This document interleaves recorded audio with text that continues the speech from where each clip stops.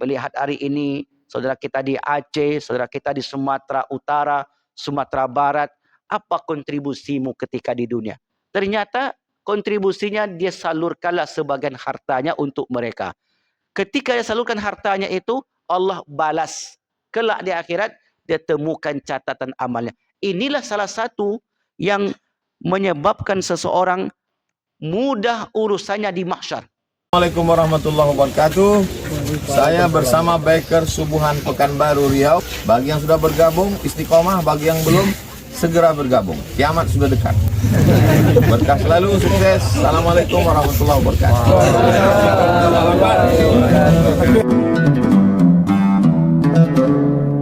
Laqal mauta wal hayata liyabluwakum ayyukum ahsanu amala. Alhamdulillahilladzi ahyana ba'dama amatana wa ilaihin nusyur.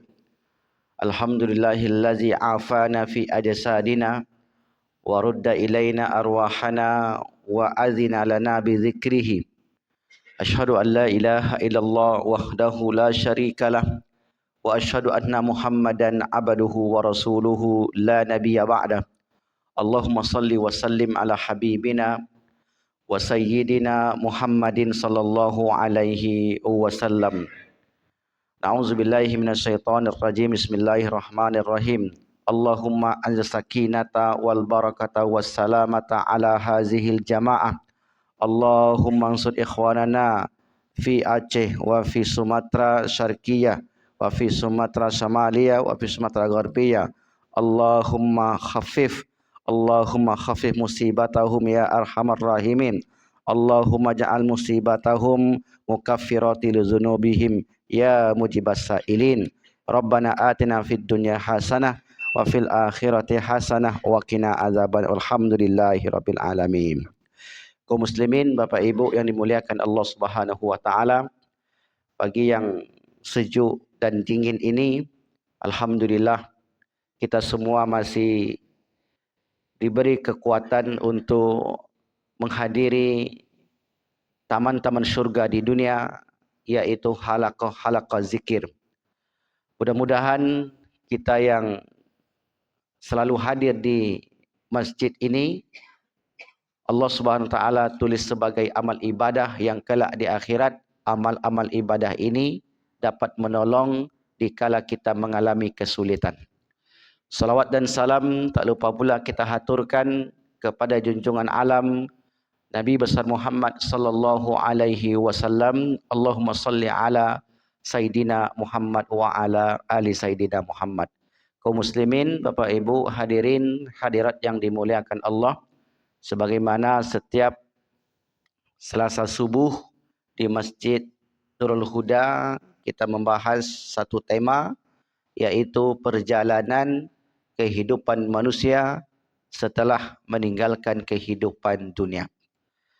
Pembahasan kita sudah hampir disampai fase-fase terakhir perjalanan akhirat.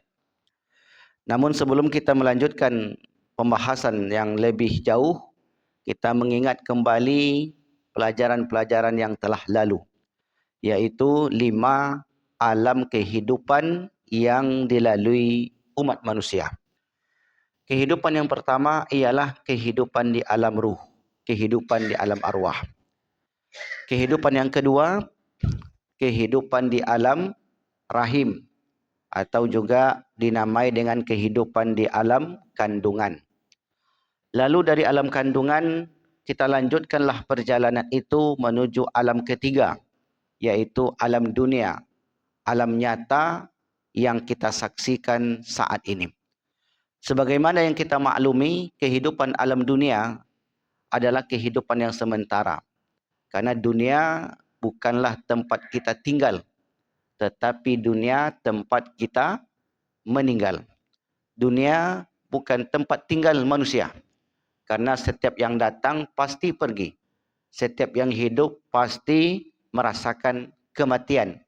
Maka oleh karenanya, sebelum kita meninggalkan kehidupan dunia ini, mudah-mudahan kita bisa mempersiapkan perjalanan-perjalanan yang panjang tersebut, agar kelak di akhirat kita termasuk orang-orang yang beruntung. Amin ya rabbal alamin. Lalu dari alam dunia kita menuju alam yang keempat. Alam yang keempat ini termasuk panjang juga. Saking panjangnya, tidak ada satupun manusia yang tahu berapa kadar waktu yang dilalui. Allah hanya mengabarkan kepada kita bahwasanya kehidupan barzah itu batas akhirnya ialah hari kiamat. Wa min waraihim barzakhun ila yaumi yub'atsun.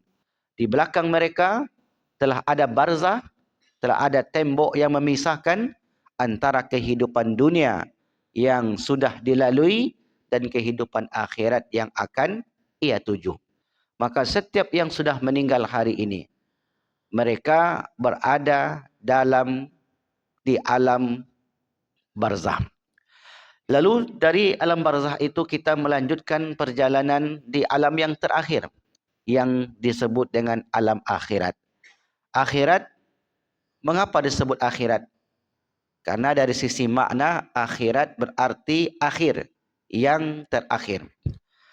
Allah katakan di banyak ayat, di antaranya surah Al-Kahfi, di mana Allah berfirman, wa tarakna ba'dahum bi ba'di wa tarakna ba'dahum yauma idzu yamuju bi ba'di wa nufikha fis-sur fajama'nahum jam'a.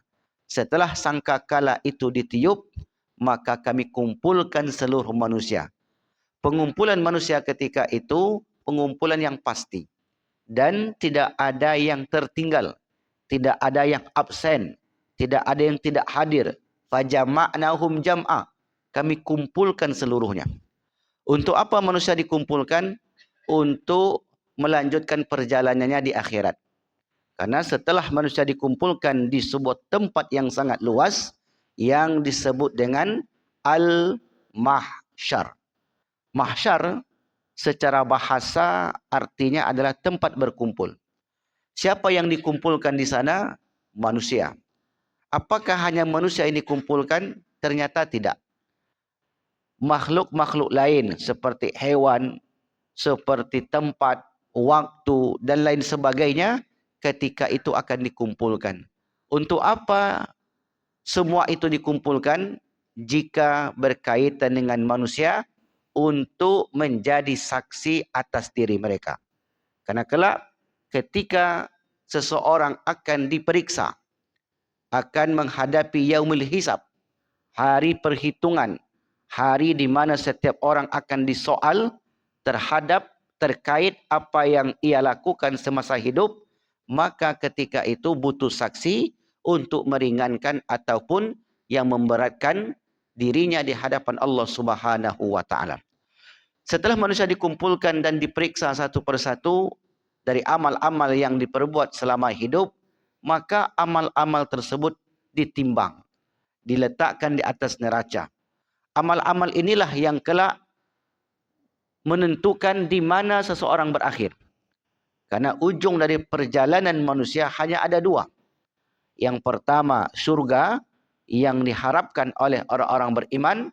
Yang kedua adalah neraka yang tingkatan-tingkatannya sebanyak 7 tingkatan. Kalau Allah menyebut surga, maka Allah menyebut dengan darajat. Jadi surga itu disebut darajat, tingkatannya ke atas. Tingkatan yang paling tinggi, Jannatul Firdaus, adalah surga Firdaus. Itu tingkatannya ke atas, disebut dengan darajat. Sementara tingkatan ke bawah, seperti anak tangga, maka disebut darokat. Darokat artinya tingkatannya ke bawah. Tingkatan yang paling bawah itu ialah neraka jahanam.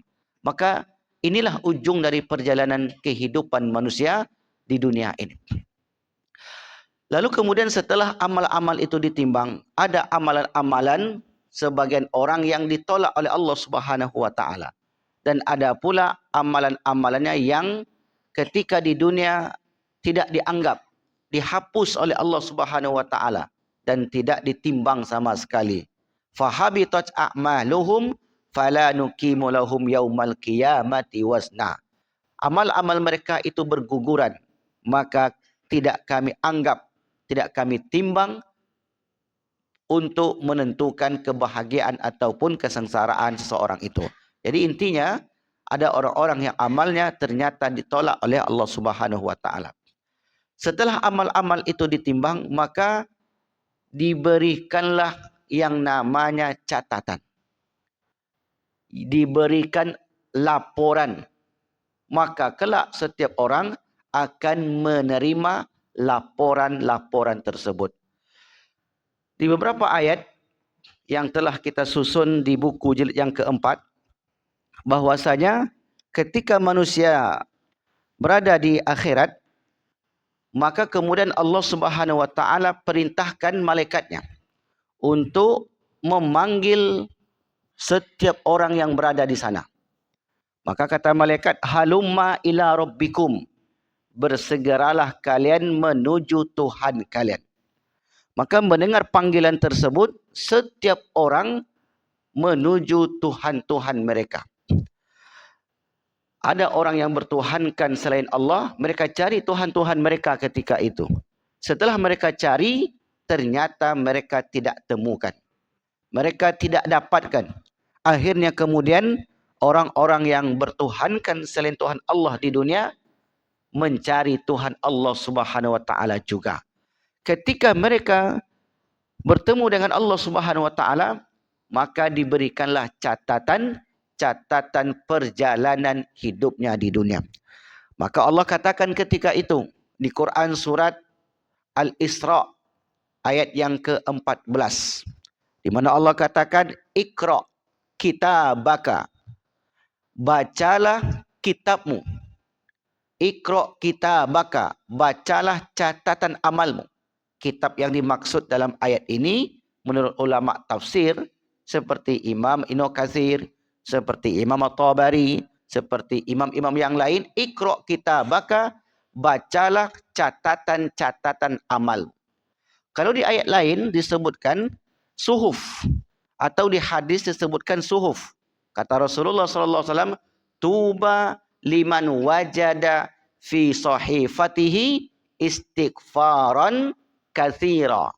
Berbahagialah orang-orang yang mendapatkan di dalam catatan-catatan amalnya istighfar yang banyak. Ini salah satu bentuk amalan yang tertulis di dalam catatan-catatan amal tersebut. Maka ketika itu Bapak Ibu yang dimuliakan Allah SWT, Allah perintahkan kepada manusia itu, Iqra kitabaka, kafa binafsikal yauma alaika hasiba. Bacalah catatan-catatan amalmu. Maknanya di sini bukan sekedar membaca, tapi lihat, pelajari. Adakah di sana yang tidak kami tuliskan? Adakah di sana yang tidak terinput? Karena bisa jadi dalam pikiran manusia ada amalan-amalannya yang dilakukan di dunia belum terinput. Bisa jadi dianggap seperti manusia yang menginput data. Maka di situ Allah tegaskan, Iqra kitabaka, bacalah olehmu catatan-catatan amalmu ketika itu. Misalnya Allah sebutkan di Quran surah Al-Kahfi tentang catatan amal ini. Surah Al-Kahfi ayat yang ke-49. Wa wudi'al kitabu, maka diletakkanlah kitab. Kitab yang dimaksud adalah catatan perjalanan hidup manusia. Wa wudi'al kitabu, maka diletakkanlah catatan-catatan amal tersebut di hadapan setiap orang. Lalu fataral mujrimina musyfikina mimma fi, lalu engkau wahai Muhammad melihat orang-orang yang berdosa itu ketakutan karena di dalam catatan amal-amal itu ternyata tidak ada yang tertinggal. Ketika mereka mulai membuka catatan amal itu, catatan amal itu dimulai seseorang menginjak usia akil balik. Karena sebelum akil balik belum dihitung sebagai dosa. Atau ada beberapa keadaan seseorang itu tidak dicatat apakah dia beramal ataupun berdosa. Misalnya ketika ia gila. Atau misalnya ketika para nabi dan rasul belum diutus kepada mereka. Atau misalnya orang-orang yang mengalami kepikunan. Karena mereka tidak beramal. Kenapa tidak beramal? Karena tidak taklif. Akalnya tidak sempurna seperti yang lain. Maka ada beberapa catatan yang mana kelak catatan itu tidak diperhitungkan oleh Allah Subhanahu wa taala. Jadi yang dibaca, yang dilihat, yang diteliti ketika itu ketika seseorang sudah mencapai akil balik, kemudian akalnya sehat walafiat. Karena itu yang menjadi seseorang apakah nanti masuk neraka Allah ataupun tidak. Karena di situ dihitungnya pahala dan dosa. Maka Allah katakan, "Iqra' kitabaka." Baca olehmu, teliti olehmu, perhatikan isi catatan amalmu itu. Ketika mereka melihat catatan amalnya, fataral mujrimina musyfikin. Engkau melihat Muhammad, orang-orang yang berdosa itu ketakutan terhadap apa yang sudah tertulis di dalam catatan-catatan amal tersebut. Lalu mereka berkata, ya wailatana, wa yaqulun, dan mereka berkata, ya wailatana, mali hadzal kitabi. Ini kitab apa? Kitab apa yang kau berikan kepada kami? Mali hadzal kitabi. Kami tak pernah menemukannya dulu di dunia. Karena orang-orang kafir tidak menyangka akan adanya hari akhirat. Tidak pernah mengira akan adanya menerima laporan-laporan catatan perjalanan hidupnya di dunia. Maka ketika itu mereka kaget. Kagetnya orang-orang kafir ketika itu menunjukkan mereka takut. Akhirnya kemudian karena takut menengok catatan kriminal. Kita nyebutnya catatan kriminal. Catatan yang menakutkan itu. Mereka akhirnya kemudian bermohon kepada Allah Subhanahu wa taala untuk dikembalikan ke dunia. Itulah permintaan-permintaan orang-orang yang menyesal. Karena ketika mereka melihat catatan amalnya, ternyata penuh dengan catatan-catatan hitam. Mali hadzal kitabi. Kitab apakah yang diberikan kepada kami ini, kata mereka. La yughadiru saghiratan wala kabiratan illa ahsaha. La, tidak yughadir, tertinggal. Saghiratan, yang kecil. Artinya yang kecil ini, yang dianggap itu bukan dosa, ternyata dosa. Yang kecil, yang dianggap itu hal-hal yang biasa, ternyata tidak ada hal yang biasa di dunia ini. Dianggap itu hanya sebagai candaan, ternyata tidak ada candaan di dunia ini. Semua yang dicandakan, semua yang diseriusin, apapun yang dilakukan oleh seorang di dunia, maka itu dicatat oleh malaikat. Bagaimana sistem pencatatan malaikat ini, Bapak Ibu? Dalam satu ayat Allah katakan begini. Ma yalfizu min qaulin illa ladaihi raqibun atid. Ma yalfizu, apa yang mereka lafazkan. Berarti kalau yang disebut lafazkan, apa yang mereka ucapkan, kata ulama tafsir. Apa yang diucapkan seseorang, ma yalfizu min qaulin, suatu ucapan, illa ladaihi raqibun atid, kecuali sudah ada padanya raqib dan atid. Raqib itu malaikat yang mengawasi, malaikat yang mencatat, kiraman katibin, yang telah ditugaskan oleh Allah Subhanahu wa taala kepada setiap manusia. Maka sekurang-kurangnya ada 2 malaikat yang selalu standby untuk mengiringi seseorang. Kemanapun orang itu pergi, maka malaikat ini mencatat. Di pagi tanggal 9 Desember 2025 sedang wirid di Masjid Nurul Huda. Malaikat kan sudah hadir di situ. Kemudian kebetulan saat wirid itu bersandar di tiang tengah. Contoh saja. Sedang tertidur. Atau ditulis. Coba tengok yang tidur-tidur tu kena tulis. Jadi kena tulis oleh malaikat. Tapi masih untung tidurnya masih di masjid. Ditulis sedang menghayati. Jadi sebenarnya orang yang tidur itu mereka bukan tidur, menghayati. Jadi saking menghayati, akhirnya kemudian saking dia menikmati kajian itu, dia pejamkan matanya. Saya ini Ustaz, kenapa saya tutup mata? Sebenarnya kalau saya buka mata, fokus saya hilang. Tapi kalau tutup mata, bisa fokus telinga. Alhamdulillah. Fokusnya 3 menit. Masuk menit keempat, fokusnya semakin fokus. Mendapat catatan. Tapi Alhamdulillah, itu masih catatan kebaikan. Kenapa catatan kebaikan? Karena dia duduk di rumah Allah, sedang beriktikaf. Kelak di akhirat, dia akan temukan catatan itu. Jadi itu namanya amalan-amalan sederhana. Dianggap, dia ke masjid itu, ya saya akan ke masjid untuk salat 5 waktu, itu kewajiban saya. Iya, betul. Tetapi begitu dia duduk sejenak, maka Allah SWT sudah perintahkan malaikat tadi, ma yalfizu min qaulin illa ladaihi raqibun atid. Di situ sudah ada malaikat raqib dan atid yang menulis. Misalnya ada seorang jamaah yang sudah lama sekali tidak datang ke Masjid Nurul Huda. Berarti kuranglah catatannya. Hari ini datang lagi ke Masjid Nurul Huda, dapat catatan. Catatan kebaikan di hadapan Allah. Kelak di akhirat, dilihat oleh Pak Beni. Rupanya ambo hadir waktu itu. Habis itu ambo hadir taruhilah katanya. InsyaAllah. Semakin sering dia hadir, maka semakin banyak catatan-catatan itu yang akan ia terima. La yughadiru saghiratan wala kabiratan illa ahsaha. Sekecil apapun kebaikan yang ia lakukan, maka terinput di situ. Jadi pagi ini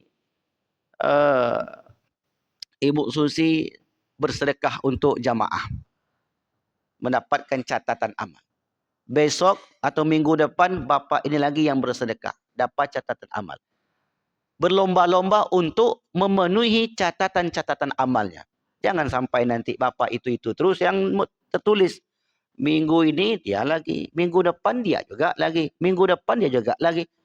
Masa Pak Matondang aja yang ke sana, yang lain juga mesti ke sana lah. Kalaupun tak bisa ke sana, setidaknya adalah harta benda yang ikut ke sana. Berlomba-lomba fastabiqul khairat. Tujuannya tidak lain adalah untuk memenuhkan catatan-catatan amal kita. Karena ketika itu kata Allah SWT, fala ansabalahum wa la yatasaalun. Tidak ada hubungan nasab. Suami tak akan tolong istri. Istri tak akan tolong suami. Anak tak akan tolong ayah. Ayah tak akan ingat dengan anak. Suatu ketika Aisyah bertanya, ya Rasulullah, adakah seorang kekasih melupakan kekasihnya? Hal yazkuru habibu habibahu.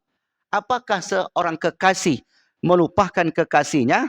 Ini kata Aisyah kepada Rasulullah.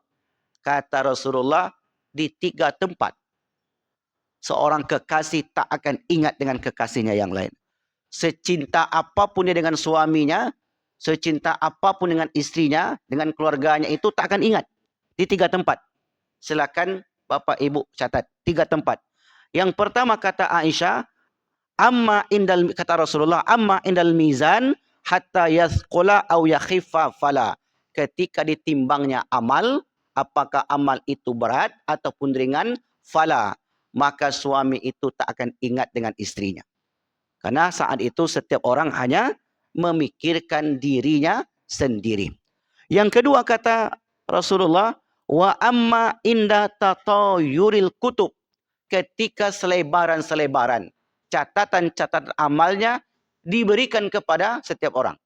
Saat itu setiap orang menerima rapor. Mana dia ingat dengan orang lain? Setiap orang diperintah oleh Allah untuk membaca. Dalam ayat lain Allah katakan, ha umuqra'u kitabiyah. Bacalah olehmu kitab-kitab catatan amalmu ketika itu. Akhirnya kemudian setiap orang disibukkan dengan bacaan-bacaan perjalanan hidupnya. Mulai di umur 15 tahun, akil balik. Dia tengoklah, pada hari itu saya ke sini bersama ini. Tahun ini. Berapa lama ia hidup, maka sebanyak itulah catatan yang ia dapati di dalam catatan-catatan amalnya. Maka fala kata Rasulullah, ketika itu seorang suami ataupun istri, bapa ataupun ibu tidak mengingat keluarga dan kawannya, istri suami dan tersebut. Kemudian yang ketiga, wa hina takhruju unukun minan nar.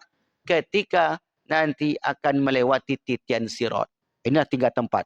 Yang pertama ketika ditimbangnya amal. Yang kedua ketika pemberian catatan amal. Yang ketiga saat melintasi titian sirat.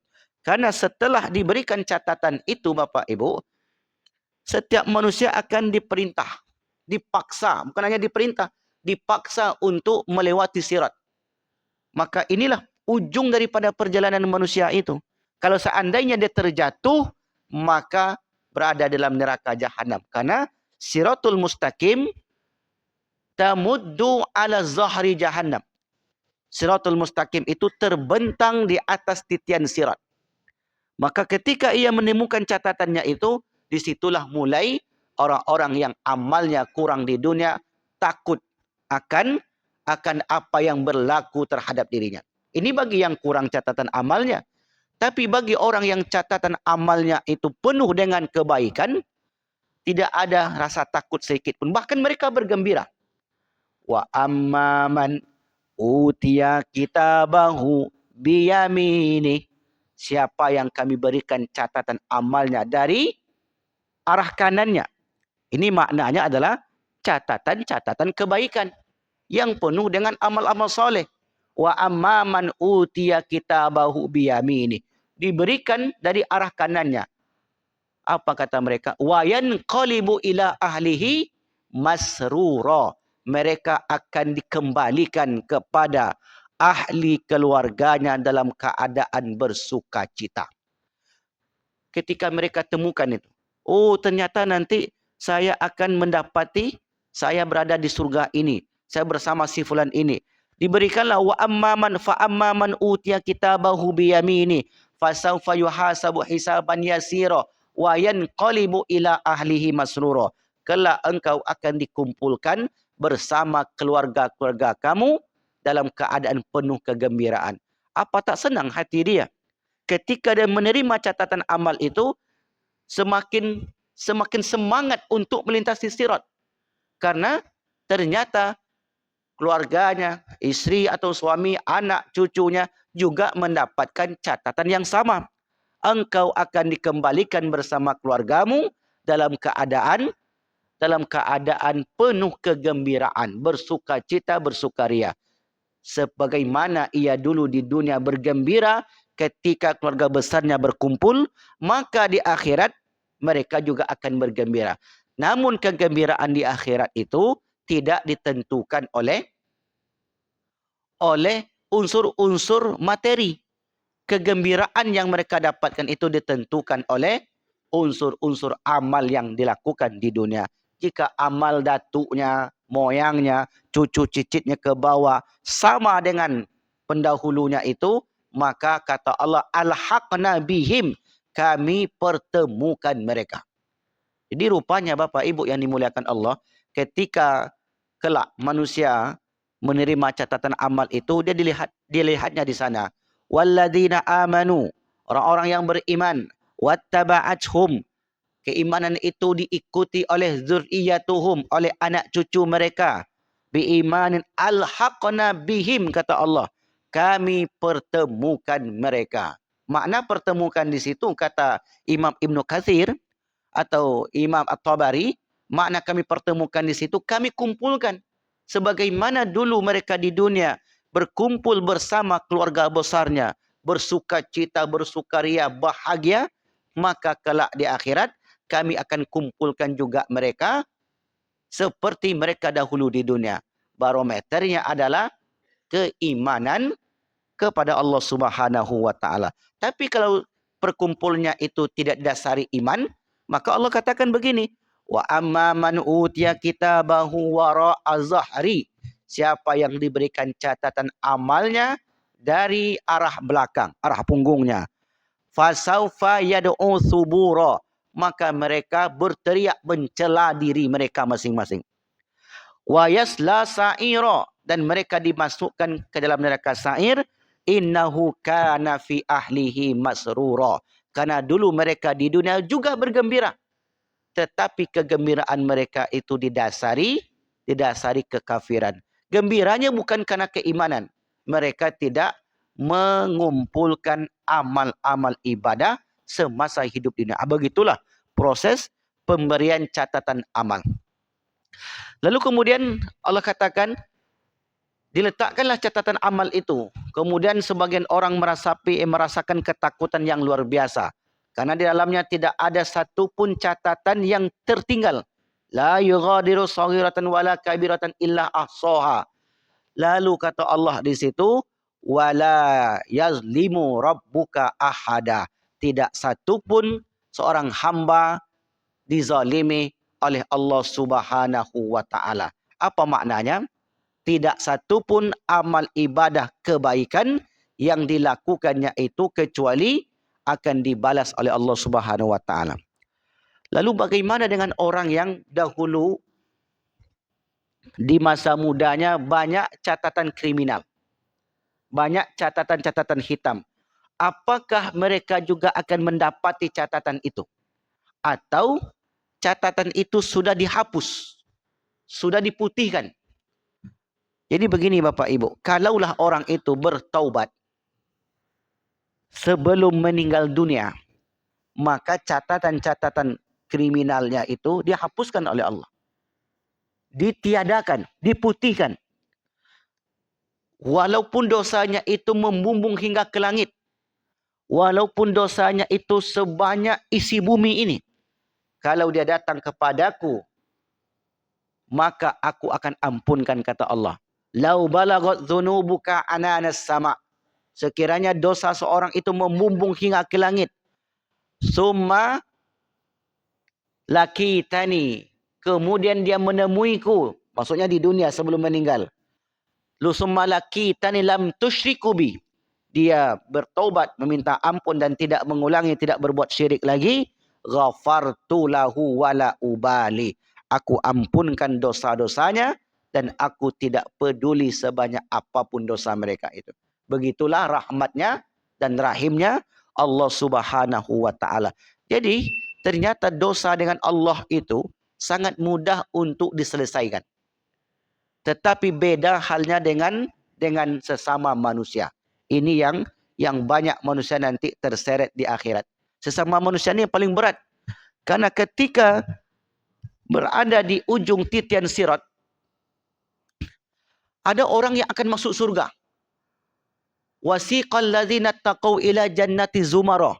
Dikiringlah mereka ini menuju pintu surga dan penjaga surga itu mengatakan salamun alaikum. Selamatlah kalian.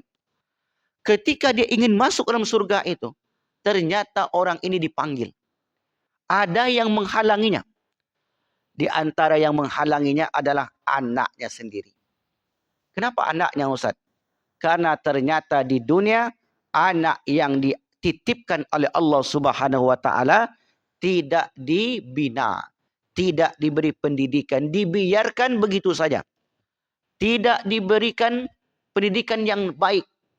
Tidak diarahkan ke jalan yang baik sehingga anak ini na'udzubillah menjadi orang jahat, menjadi orang pendosa sampai akhir hayatnya.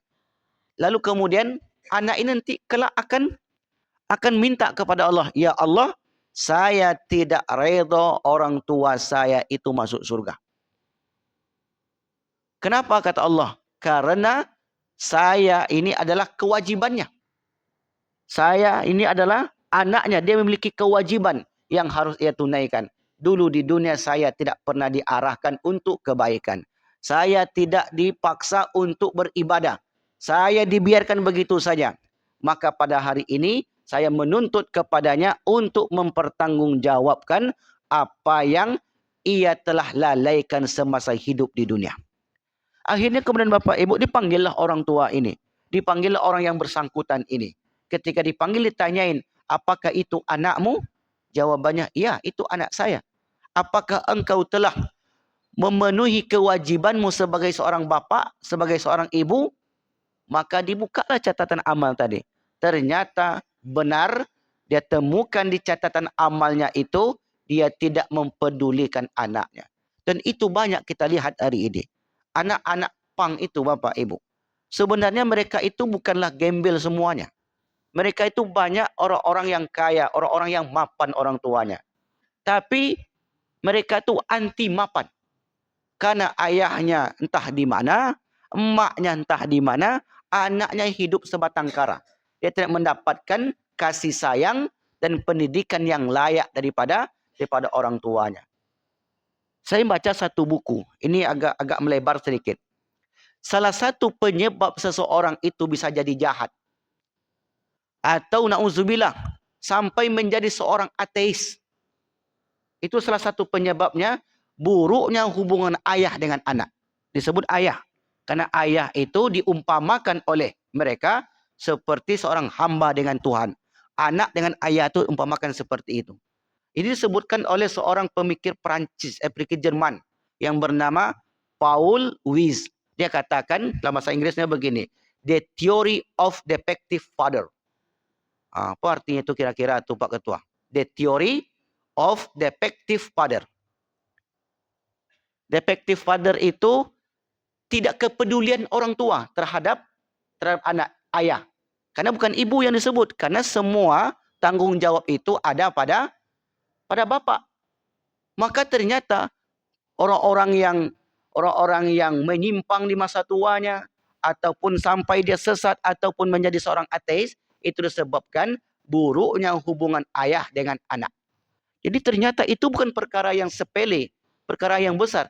Dan di dalam Islam, hubungan yang buruk antara bapak dengan anak tidak diberi pendidikan semasa kecil, maka itu menyebabkan seorang bapak kelak terseret ke dalam perkara yang besar.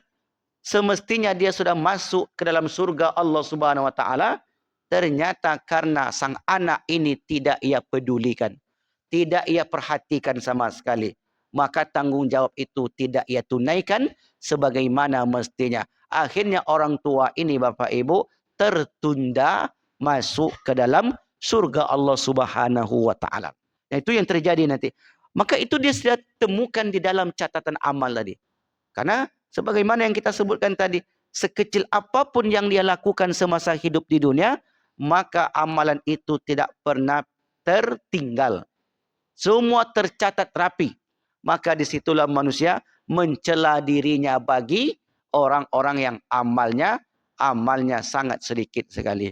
Jadi kalau kita urutlah satu persatu, amal solat termasuk di situ, puasa tercatat di sana, zakat, haji, kemudian membantu saudaranya ketika di dunia ini. Melihat hari ini saudara kita di Aceh, saudara kita di Sumatera Utara, Sumatera Barat, apa kontribusimu ketika di dunia? Ternyata kontribusinya dia salurkanlah sebagian hartanya untuk mereka. Ketika dia salurkan hartanya itu, Allah balas. Kelak di akhirat, dia temukan catatan amalnya. Inilah salah satu yang menyebabkan seseorang mudah urusannya di mahsyar. Tiba-tiba dia mudah saja. Kenapa orang ini dipermudah oleh Allah? Karena dulu di dunia memudahkan urusan saudaranya. Jadi efeknya Bapak Ibu, ketika seorang memudahkan urusan saudaranya di dunia, kelak di akhirat Allah akan mudahkan urusannya. Man naffasa an mu'minin kurbatan min kurabid dunya. Siapa yang meringankan kesulitan saudaranya, seorang mukmin di dunia, nafasallahu anhu kurbatan min kurabi yaumal qiyamah. Maka Allah akan mudahkan urusannya di akhirat kelak. Jadi jangan heran nanti melihat ada orang yang tiba-tiba ringan saja urusannya, mudah saja, lancar, tidak ada persoalan sedikit pun. Ternyata ada amalan-amalan di dunia orang lain tak tahu. Ternyata secara diam-diam dia sudah memudahkan urusan orang lain, meringankan beban saudaranya. Ini orang kelak ketika ia temukan catatan amalnya itu, maka ia katakan inilah apa yang dijanjikan oleh Allah Subhanahu wa taala ketika kami hidup di dunia, kata mereka. Oleh karena itu Bapak Ibu yang dimuliakan Allah Subhanahu wa taala, sebagai kesimpulan, tidak ada orang yang bisa menolong dirinya ketika itu kecuali dirinya sendiri. Tidak ada catatan amal yang ia terima ketika itu kecuali apa yang sudah ia torehkan semasa hidup di dunia. In ahsantum ahsantum li anfusikum. Kebaikan yang kalian lakukan, kebaikan yang kalian dapat. Wa in asatum falaha. Keburukan yang kalian lakukan, keburukan pula yang akan kalian terima. Maka oleh karena itu, andailah dulu ketika kita masih muda-muda melakukan banyak keburukan, masih terbuka masih terbuka lebar pintu-pintu maghfirah, ampunan Allah Subhanahu wa taala. Maka manfaatkanlah waktu yang ada. Mudah-mudahan Allah Subhanahu wa taala membukakan pintu taubatnya dan menerima semua amal-amal kita serta menghapuskan seluruh keburukan-keburukan yang pernah kita lakukan. Amin. Amin ya rabbal alamin. Inilah yang maksud dengan pemberian catatan-catatan amal. Wallahu alam bisawab. Mungkin ini dapat kami sampaikan. Jika ada pertanyaan, kami persilakan.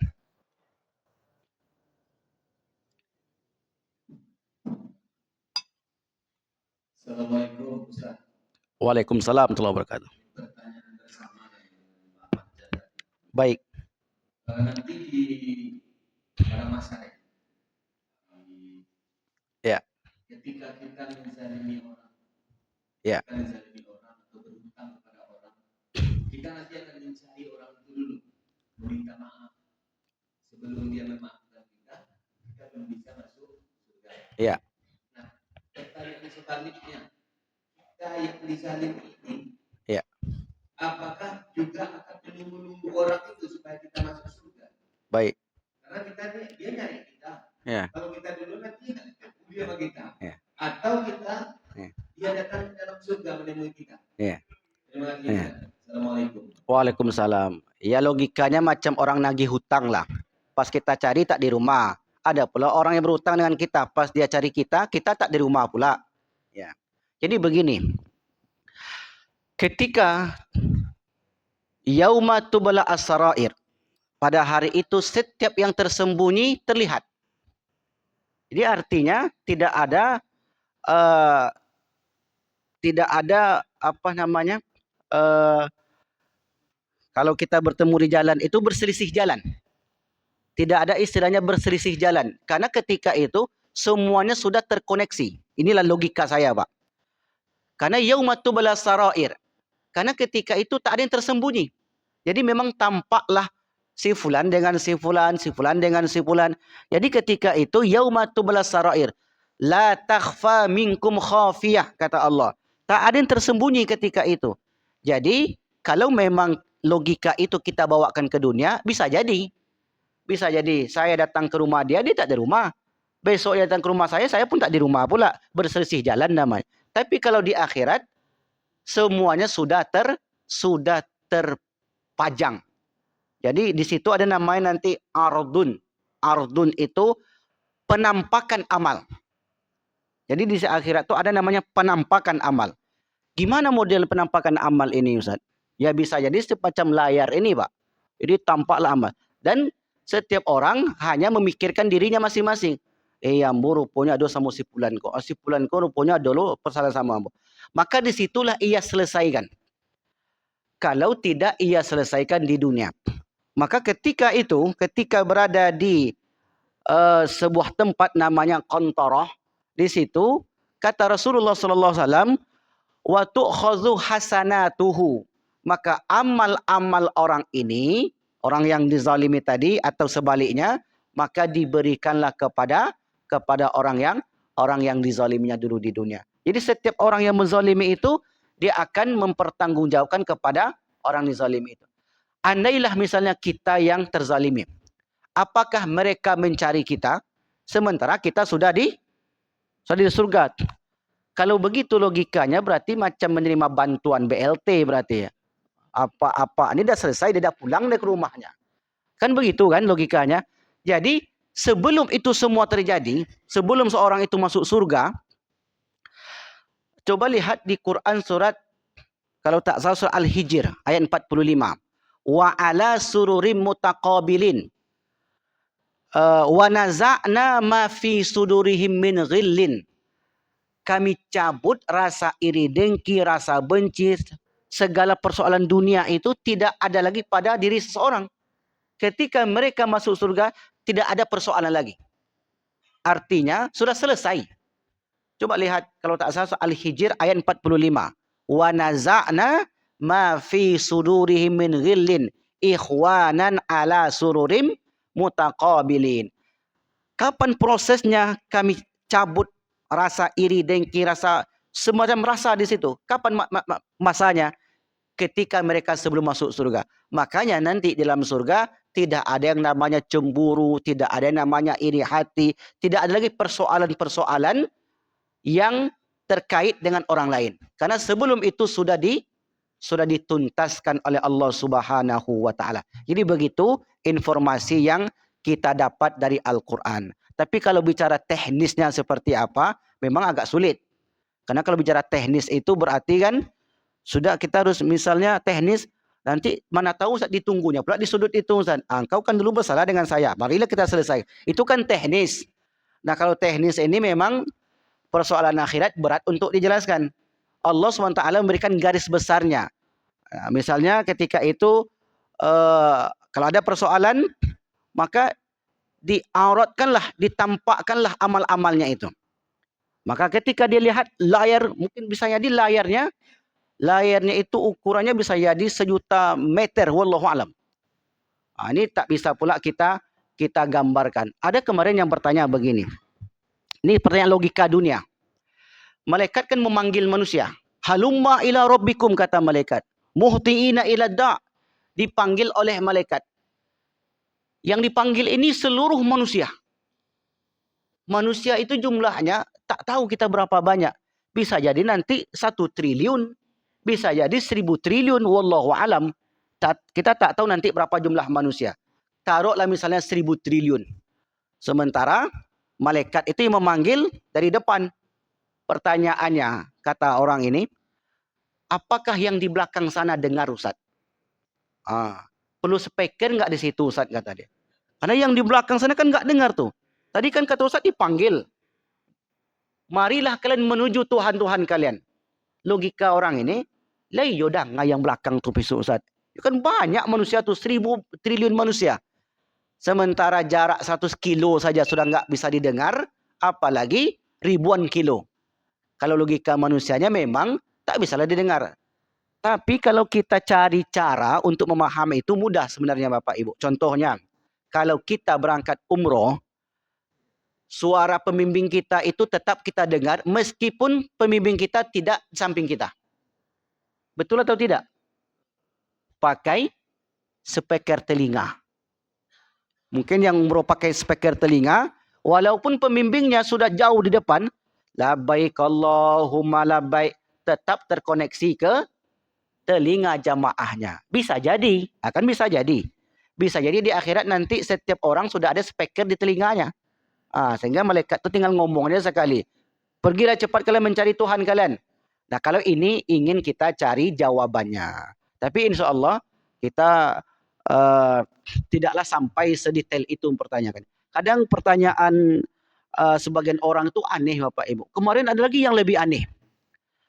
Ustaz, kalau orang beriman masuk surga Ustaz, dia sudah mendapatkan nikmat, hidup senang, apapun tak dibutuhkan lagi.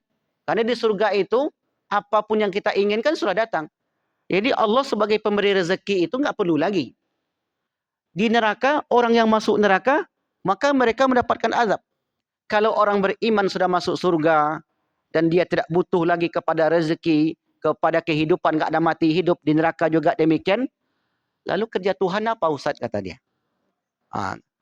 Jadi yang ditanyanya kerja Tuhan, Pak. Apa kerja Tuhan lah Ustaz? Kan rezeki sudah nggak perlu lagi. Allah sebagai yang menghidupkan, tak ada lagi yang lahir. Untuk mematikan, tak ada lagi yang mati. Bencana, tak ada bencana. Ini apa kerja Tuhan Ustaz, katanya. Jadi kata salah seorang jamaah itu bilang, kerja apa yang dipikirkan kan ya, jangan kerja Tuhan lah katanya. Jadi terlalu melogikakan tadi itu. Ya, wallahu a'lam bishawab. Jadi begitulah.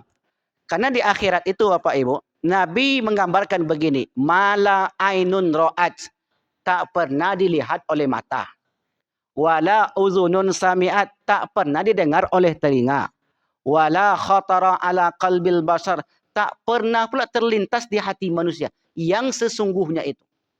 Yang sebenarnya itu tak pernah terbayangkan oleh kita. Al-Quran dan hadis hanya memberikan kisi-kisi. Nanti di surga itu ada rumah. Rumahnya tipe berapa Ustaz, kata kawan? Tipe 65, tipe 100 ya. Surga itu bahasa Arabnya jannah. Jannah. Jannah itu artinya kebun. Kami tak perlu ke surga lagi Ustaz katanya. Kenapa? Kami sudah punya kebun di dunia ini. Jadi bukanlah seperti yang dibayangkan oleh manusia. Begitu Pak Beni. Wallahu a'lam bishawab. Silakan ada yang lain?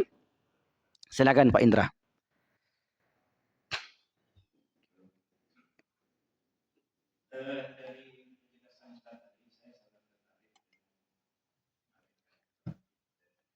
Baik.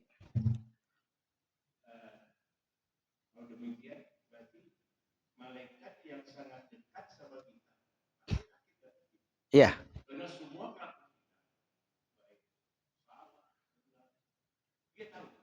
Iya. Iya. Iya. Yang jadi pertanyaan, begitu dekat ya racun dan sakit ini bersama kita di tubuh kita. Kapan malaikat nakit ini tidak bersama kita? Dia menjauh. Baik. Yang kedua, bagaimana dengan kesempatan jariah? Iya. Kesempatan ini kan yang manusia sudah mati. Iya. Cuma pahalanya kan. Iya. Nah, ini bagaimana konsep malaikat rakibnya dengan sedekah jariah? Nah, terima kasih. Baik, ya. Itu jawabannya bisa dengan dalil, bisa dengan logika nanti. Ya. Nah, yang pertama dengan dalil dulu. Ma yalfizu min qaulin illa ladaihi raqibun atid. Ya, di mana posisinya? Ya, posisinya yang selalu mendampingi manusia.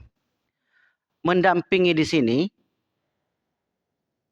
tidak selalu dipahami berada di samping kita. Mendampingi itu tidak selalu dipahami ada di samping kita. Raqib itu pengintai. Pengintai itu selalu samping kita atau tidak? Seorang yang bekerja di perusahaan, ini contoh Pak Ketua dulu, sebagai kepala PPT, apa PPT?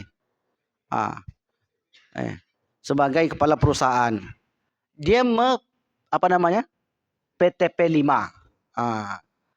Ketika dia mengawasi anggotanya, apakah selalu berada di samping anggotanya itu?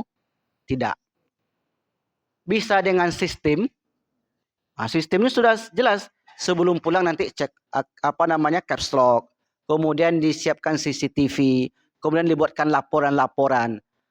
Nah, jadi kalau kita menjawab dengan logika tadi, bahwasanya tidak selalu yang disebut mendampingi itu berada di kiri kanan kita.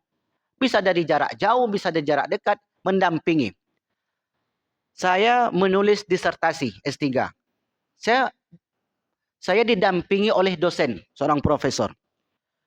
Apakah profesor ini selalu bersama saya atau tidak? Tidak selalu bersama saya, tapi jelas pendampingnya itu terus bersama saya sampai saya selesai. Jadi makna mendampingi itu atau berada di sisi kita tidak selalu betul-betul fisiknya yang berada di kiri kanan kita. Tetapi dia mengawasi dimanapun orang itu berada setiap saat. Bisa jadi di jarak dekat, bisa jadi di jarak yang jauh. Jadi tidak di dalam perut, tidak di dalam badan kita. Atau misalnya seperti dalam ayat dikatakan, saking dekatnya Allah itu dengan manusia, min hablil warid, lebih dekat daripada urat nadi kalian. Allah itu dekat dengan manusia, tapi lebih dekat daripada min hablil warid, kata Allah. Aku itu lebih dekat daripada urat nadinya. Bukan berarti Allah itu dalam tubuh kita. Ketika konsep yang dikatakan Allah dalam tubuh kita karena lebih dekat dari urat nadi, itulah terjadi konsep manunggaling. Pernah dengar manunggaling? Seseorang yang menyatu dengan Allah. Allah saya Allah. Di sinilah kekeliruan. Bukan begitu maksudnya. Jadi ketika Allah itu dekat dengan manusia, lebih dekat daripada urat nadi, bukan berarti Allah itu dalam tubuh kita. Tidak. Dia mengawasi. Makanya salah satu sifat Allah sebut muraqabah. Muraqabah dari kata raqabah. Raqib. Raqabah.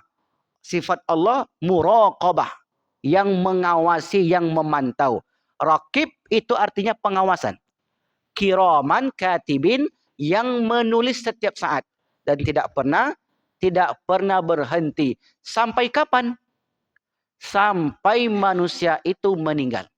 Setelah meninggal, Yang dicatat bukan lagi amalannya yang dia lakukan itu. Tetapi yang dicatat adalah amalan yang sudah ia lakukan, ia tinggalkan dalam hidup dunia. Solatnya masih dicatat atau tidak?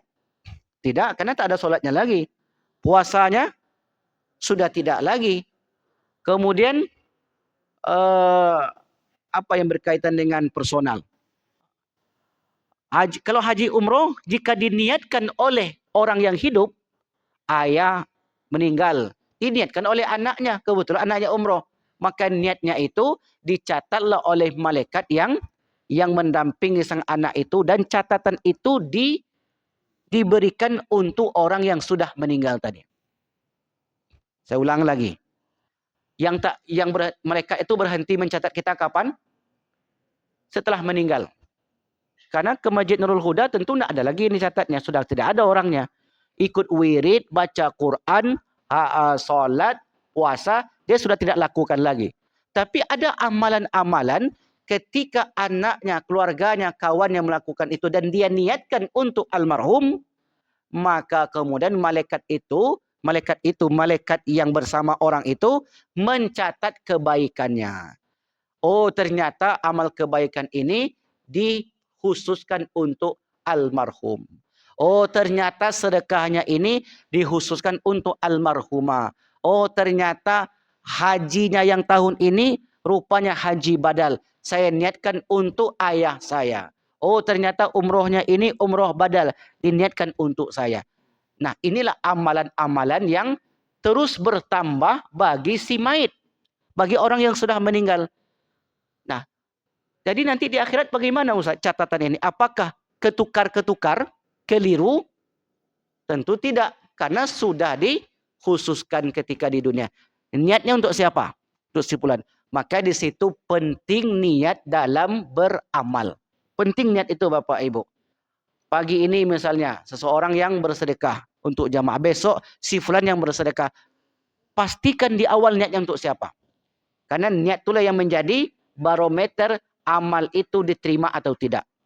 Dan niat itu menjadi barometer untuk siapa amal itu dilakukan. Begitu yang saya pahami Pak Indra. Baik, tafadhol. Perbuatan sholat itu kan berpahala. Cuma kalau kita masih berencana, kan juga malaikat terakhir juga mencatat kebaikan. Ya. Bagaimana pada posisi manusia ini yang melamun, melamun itu setengah sadar. Ada sadar setengah sadar. Ada juga melamun yang baik-baik. Ya. Apakah mereka terakhir mencatat kebaikan? Alhamdulillah lagi berhenti.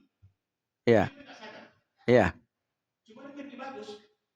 Tapi tidak sadar ini. Ya. Apakah mereka terakhir mencatat sebagai kebaikan? Baik. Ya.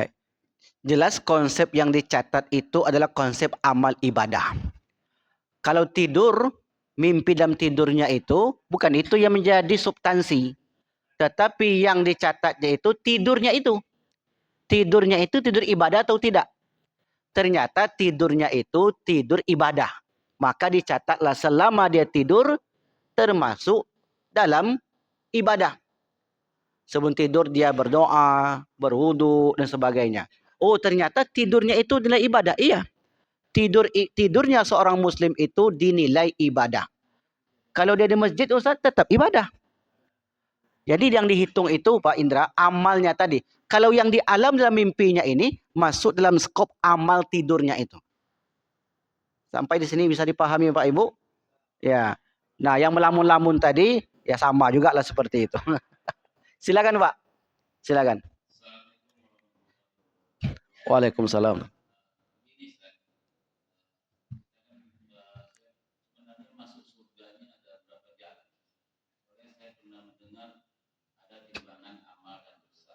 Ya.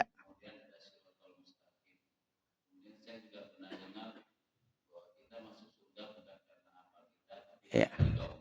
Iya. Iya. Iya. Waalaikumsalam. Itu tidak salah. Masuk surganya manusia karena ridho Allah. Dan Rasulullah itu masuk surga juga karena ridhonya. Cuma pertanyaannya, bagaimana cara untuk mendapatkan ridho Allah? supaya ridha Allah itu tercurah kepada kita. Gimana caranya? Amal itulah. Nah, memang masuk surga itu banyak pintu. Ada orang yang masuk surga dari pintu royan, karena puasanya rajin. Ada orang masuk surga dari pintu sedekahnya, karena sedekahnya rajin. Ada orang masuk surga dari pintu zikirnya, dari pintu solatnya. Jadi masuk surga itu banyak jalan. Nah, kalau kita bisa menempuh semua jalan itu, itulah yang lebih baik. Tapi kalau tidak bisa, jangan pula tidak ada sama sekali. Jadi amal-amal inilah yang mendatangkan rahmat Allah Subhanahu wa taala. Nah, itu yang biasa dijawab oleh para ulama. Kalau kita logikakan Bapak Ibu. Kalau kita logikakan, seorang karyawan agar disayang oleh atasannya, caranya gimana? Rajin kerja, datang tepat waktu, tidak banyak membantah. Jujur. Nah, inilah cara seorang karyawan untuk mendapatkan kesenangan hati atasannya, keredoan atasannya. Begitu juga dengan manusia. Dia datang 5 waktu ke masjid, membaca Al-Quran, dan lain sebagainya. Ini adalah amalan-amalan kita untuk menggait ridha Allah Subhanahu wa taala. Karena ridha Allah tak mungkin tiba-tiba langsung turun. Tidak ada amal, tidak ada kebaikan, tidak ada yang dibanggakan, tiba-tiba dia mendapat ridhonya. Maka di sini nanti akan kena konsep keadilan Allah Subhanahu wa taala. Karena Allah akan membalasi seseorang sesuai yang ia lakukan. Begitu, Pak. Ya, ada lagi silakan.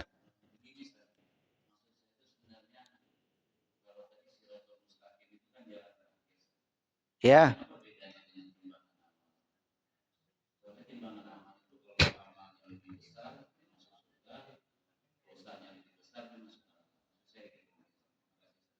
Baik. Siratul Mustaqim itu di ujung perjalanan akhirat. Sementara timbangan amal itu sebelum itu. Ya, orang yang beramal, timbangan amal kebaikannya banyak. Fa amma man thaqulat mawazinu, timbangan amal kebaikannya banyak. Fa huwa fi isyatir radiyah, maka berakhirlah dia di dalam surga. Sementara ringan timbangan kebaikannya fa ummuhu hawiyah. Jadi kalau yang ditanyakan adalah bahwasanya ada namanya yaumul mizan. Untuk apa mizan ini? Untuk menakar amal baik dan amal buruk. Setelah ditimbang itu amal, lalu kemudian diberikan catatannya.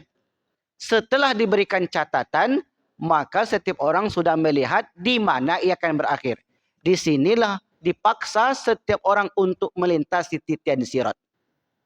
Nah, karena amalnya yang banyak tadi, Allah SWT mudahkan perjalanannya. Sampailah ke seberang, sampailah ke depan pintu surga.